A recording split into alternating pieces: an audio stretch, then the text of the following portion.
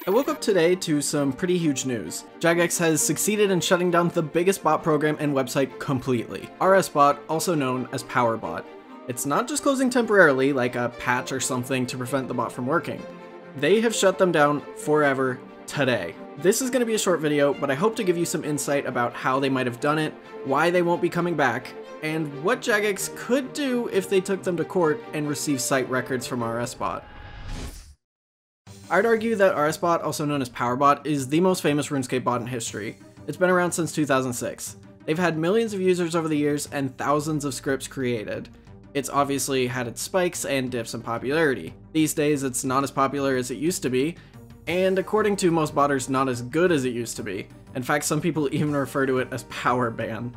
But I think Jagex is using them to try and send a message. How and why did they do it, and why PowerBot, and not one that's maybe more of a problem today? First of all, they're an easy target. RSBot is a registered company in the UK. It's so much easier to go after a registered company in your home country than a group of guys in South America. We don't know if Jagex took them to court or just sent a cease and desist or something similar. I'm assuming the former because they've sent takedown requests to so many bot and gold sites in the past. The sites obviously didn't comply and nothing ended up happening. Anyway, like I mentioned, RSBot is well known. I'd argue everyone who has even lightly looked into RuneScape botting knows what PowerBot is, well, I guess was now. Plus, this is going to scare off other bot sites. They know that if Jagex can reach them, they're likely next.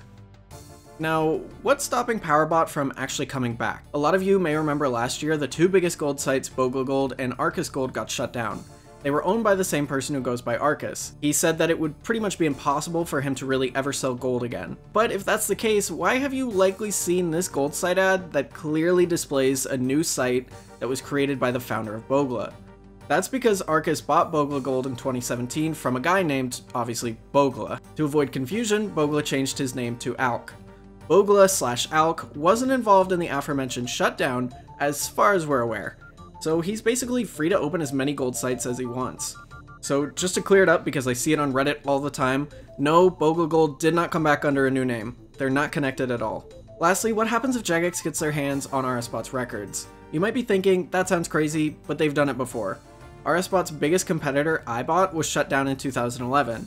Jagex took them to court, and as part of the lawsuit, iBot had to hand over everything to Jagex.